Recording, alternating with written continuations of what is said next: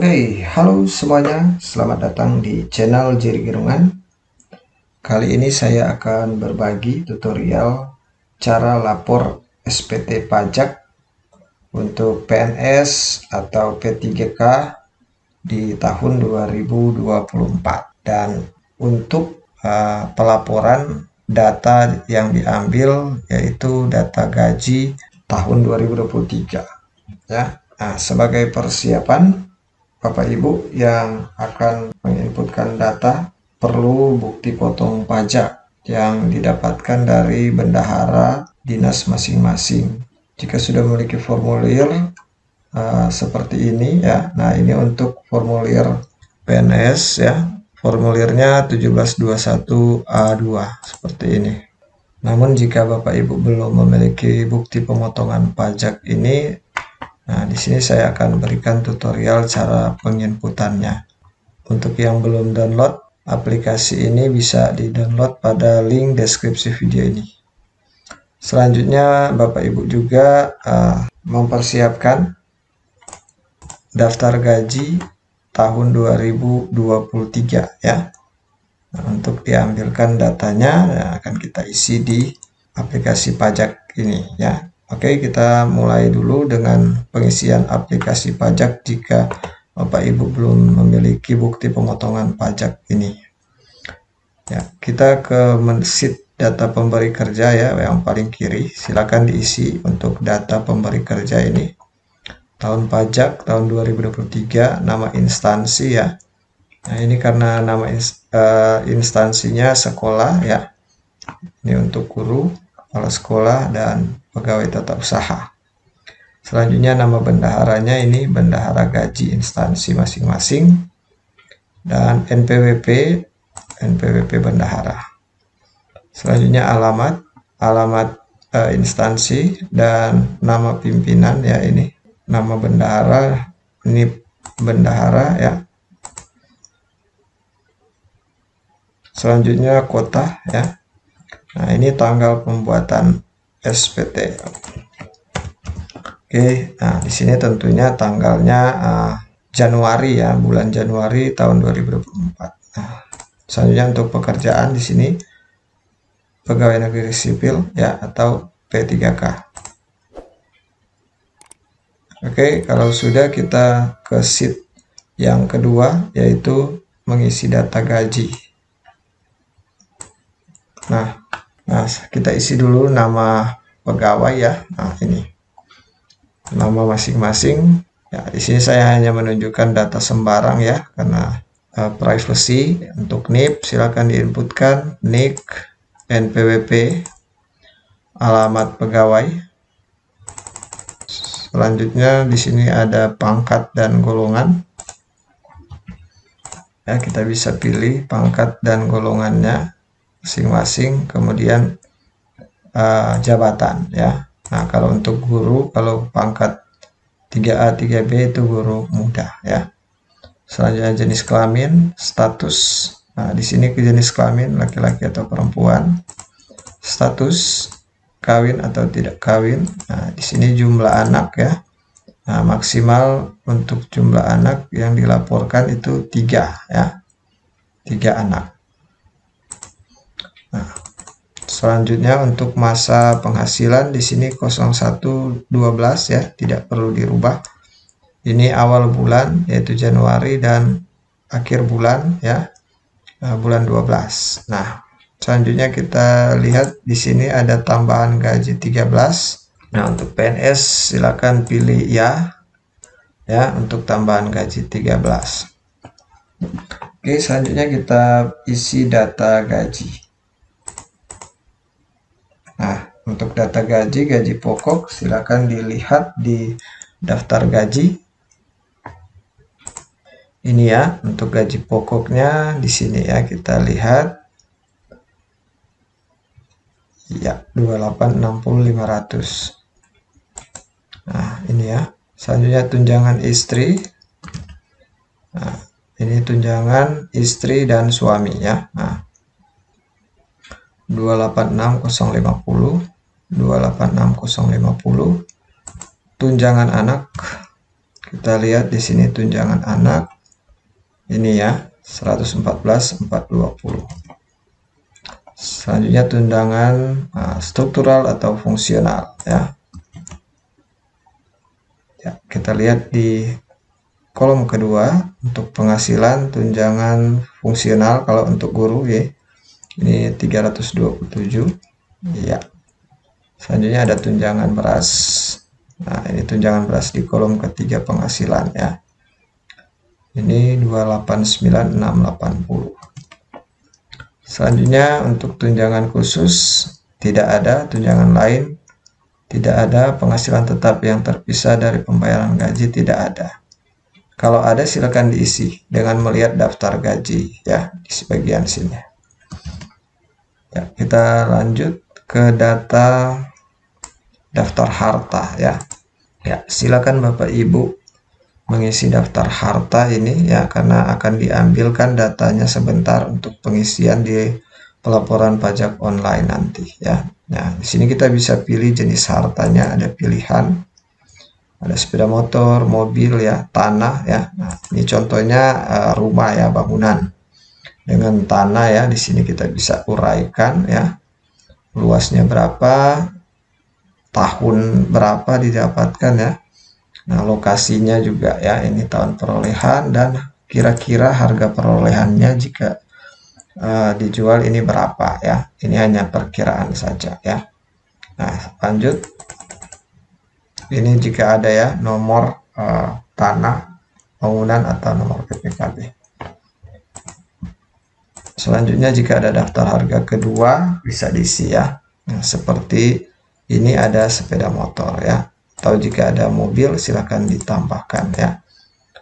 Raian, tahun, dan harga perolehan dikira-kirakan saja ya. Ya, sampai daftar harga ke 5 ya jika ada. Nah, selanjutnya untuk daftar kewajiban atau jika memiliki hutang ya. Nah, di sini saya contohkan jenis hutang.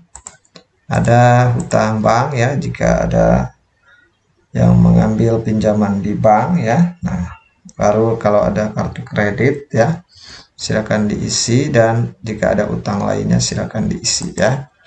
Nah, selanjutnya diisi data nama pemberi pinjaman, alamat pemberi pinjaman, tahun peminjaman, dan jumlah sisa pinjaman ya.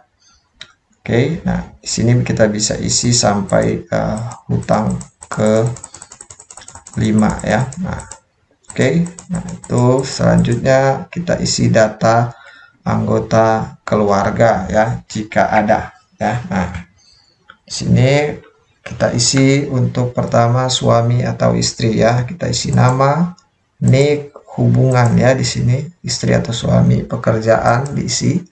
Selanjutnya atau anggota keluarga kedua ya. Ini anak ya. Nah, anak diinputkan sampai dengan maksimal 3 anak ya. Nah, oke, nah selanjutnya di paling terakhir di sini ada penghasilan yang dikenakan PPh final. Nah, ini penghasilan semacam tunjangan ya di luar gaji. Contoh kalau guru-guru itu ada uang tunjangan sertifikasi ya. Nah, kita inputkan di sini. Nah, misalnya untuk guru non sertifikasi juga ada tunjangan tambahan ya, TPP. Nah, diinputkan ya. Jadi cara untuk menghitung penghasilan selama 1 tahun kita kalikan 12 ya, kali jumlah yang didapatkan di setiap bulannya ya, itu dikira-kirakan saja ya. Contoh di sini 2 juta ya untuk TPP ya, berarti kita kalikan 12, totalnya 24 juta ya. Di sini untuk tarifnya 5% ya. PPh finalnya 1.200.000. Selanjutnya kalau ada lagi penghasilan yang lain ya, seperti sertifikasi, uang makan, silakan dijumlahkan, kemudian diisi di kolom penghasilan kotor bruto di sini ya. Jika tidak ada penghasilan tambahan di sini silakan dikosongkan ya. Oke, ya. Selanjutnya kita beralih ke cara melaporkan pajak ini ya. Oke, silakan Bapak Ibu buka browser ya. Selanjutnya kita bisa Google saja ya. Kita ketikkan DJP online. Oke, DJP online ya. Ini ya. Linknya pastikan djponline.pajak.go.id. Silakan dipilih. Oke, maka akan terbuka tampilan seperti ini. Nah, di sini ada notifikasi untuk melakukan pemadanan NIK dan NPWP. Ini sudah diterapkan dari tahun lalu ya. Nah, jika ada yang belum melakukan pemadanan NIK dan NPWP, bisa mengikuti tutorialnya di link ini ya. Nah, di sini saya X saja karena saya sudah pernah membuatkan tutorialnya di tahun lalu. Oke ya, jadi saya bisa login ya. Di sini sudah terbuka halaman login.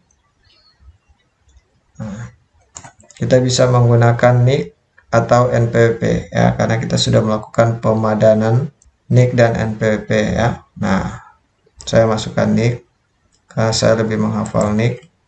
Selanjutnya kata sandi ya. Nah, selanjutnya kode keamanan.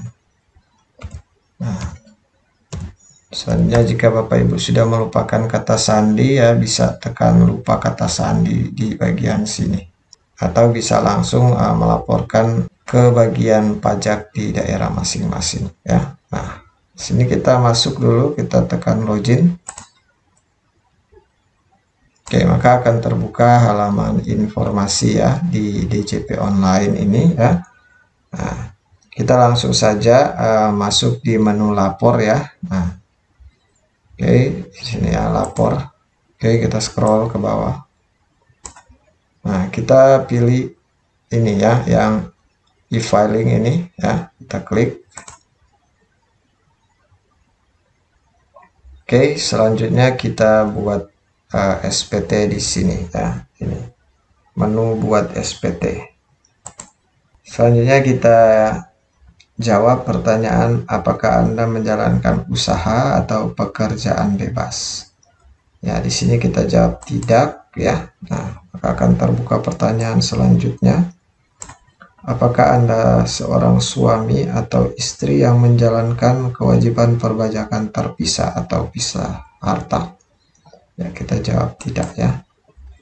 Selanjutnya kita isi, apakah penghasilan bruto yang Anda peroleh selama setahun itu kurang dari 60 juta rupiah. Nah, di sini kita bisa melihat di form yang sudah kita buat tadi ya, atau kita dapatkan dari bendahara ya. Kita lihat di sheet 1721A2 ya ini. Oke, selanjutnya kita scroll. Nah, silakan Bapak Ibu lihat di bagian nomor 11 ya, ini jumlah penghasilan bruto.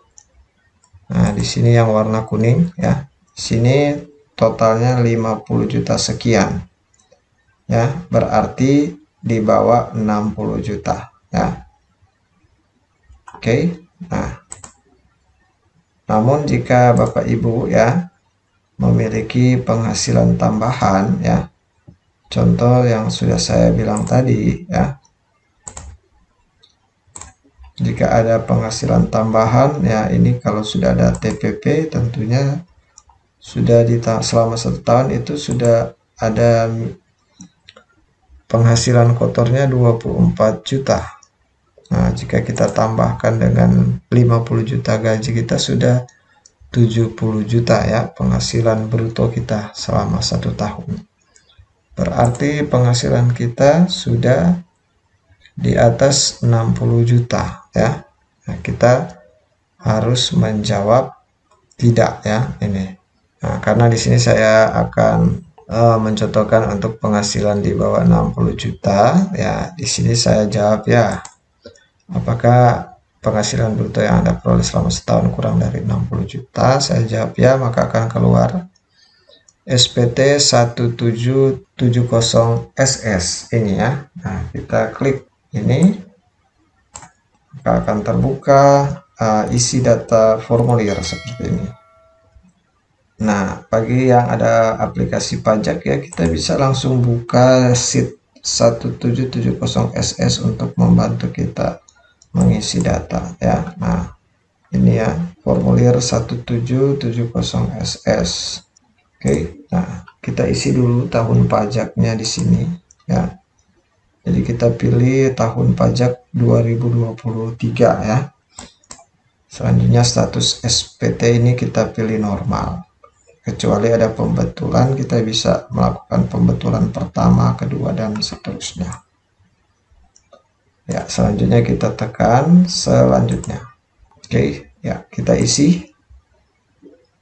Yang pertama bagian A, pajak penghasilan. Nomor 1, penghasilan bruto dalam negeri sehubungan dengan pajak dan penghasilan neto dalam negeri. Kita lihat formulir 1770SS ya, ini penghasilan bruto dalam negeri sehubungan dengan pekerjaan dan penghasilan neto dalam negeri lainnya. Ini ya, kita copy saja ya. Kalau untuk di formulir 1721A2 yang ini ya, 50.119.770 sama ya. Oke, 50.119.770.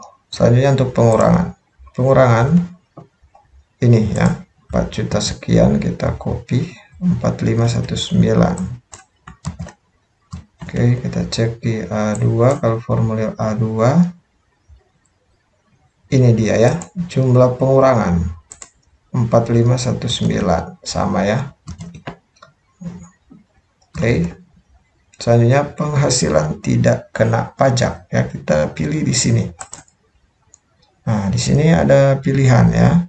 Nah, jika tidak kawin kita pilih di sini ya. Nah, kalau tidak ada tanggungan ya 0 ya. Tanggungan 1 orang berarti 1 orang anak, 2 orang anak, 3 orang anak ya.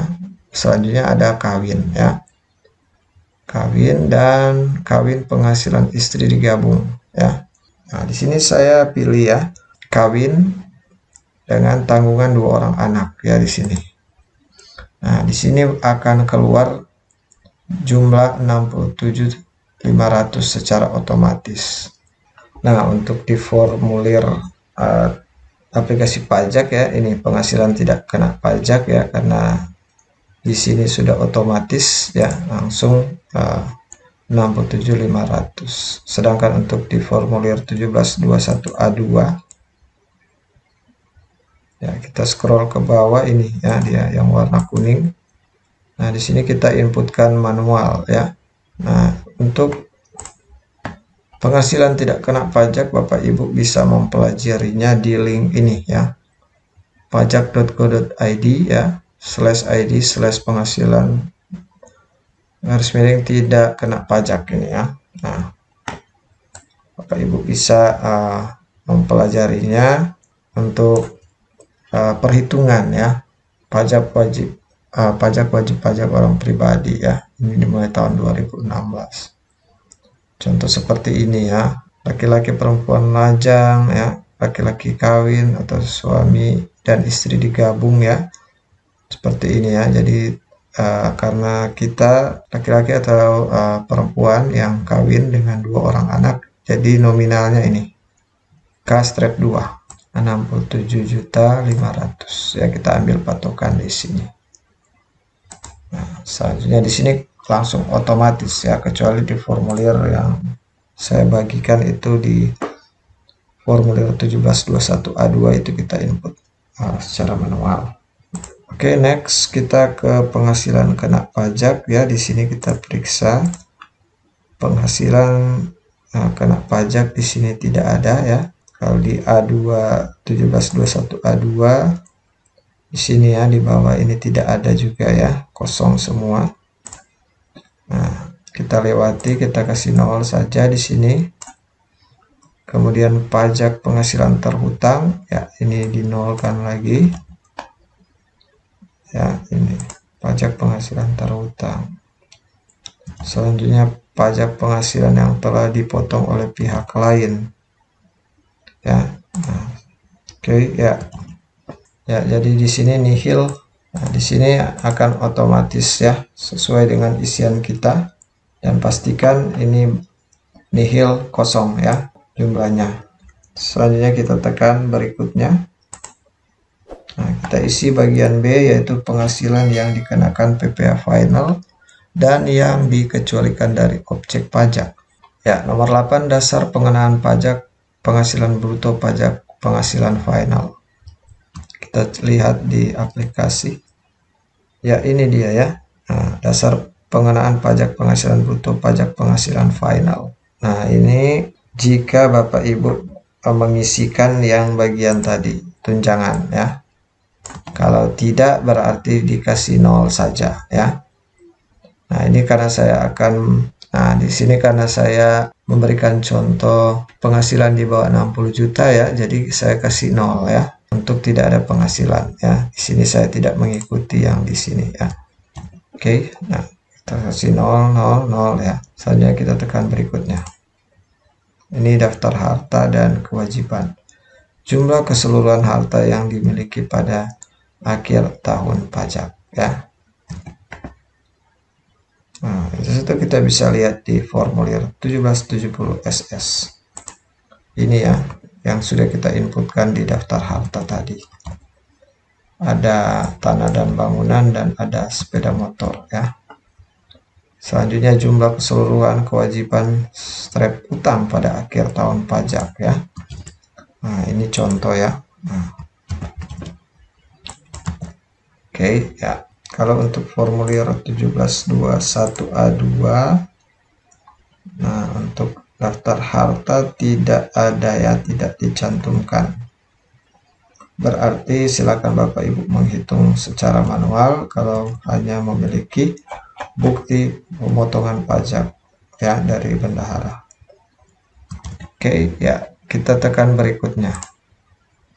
Nah, bagian D, pernyataan. Dengan menyadari sepenuhnya akan segala akibatnya termasuk sanksi-sanksi sesuai dengan ketentuan peraturan perundang-undangan yang berlaku, saya menyatakan bahwa apa yang telah saya beritahukan di atas adalah benar, lengkap, dan jelas ya. Jadi kita setuju, kita tekan centang di sini. Oke, baru kita tekan selanjutnya. Ya, selanjutnya kita diarahkan langsung ke bagian kirim SPT ya. Nah, di sini jenis formulirnya ya kita sudah tidak bisa ubah di sini ya. Nah, selanjutnya kita langsung ambil kode verifikasi di sini. Kita klik ya. Kita klik di sini, langsung ambil kode verifikasi. Nah, silakan pilih media pengiriman kode verifikasi. Pastikan email ini bisa kita buka ya, email yang aktif, yang terdaftar di DJP online, dan nomor HP ya, ini SMS ya, bukan WA. Nah, akan dikirimkan via SMS. Saya pilih yang email. Namun jika Bapak Ibu sudah tidak aktif lagi untuk email dan nomor HP, silakan melakukan perubahan data di kantor pajak di daerah masing-masing ya. Nah, di sini saya pilih email ya, berarti kita akan membuka email untuk mendapatkan kode verifikasi ya. Kita tekan OK. Oke, di sini token telah dikirim ke email Anda ya. Silakan tekan ya. Kita cek email. Ya, ini sudah ada dari e-filing kode verifikasi. Ya, oke. Ya. Saya akan ambil kode verifikasinya. Nah, kita masukkan kode verifikasi di sini ya. Oke, nah selanjutnya di sini ada tombol kirim SPT. Silakan tekan kirim SPT.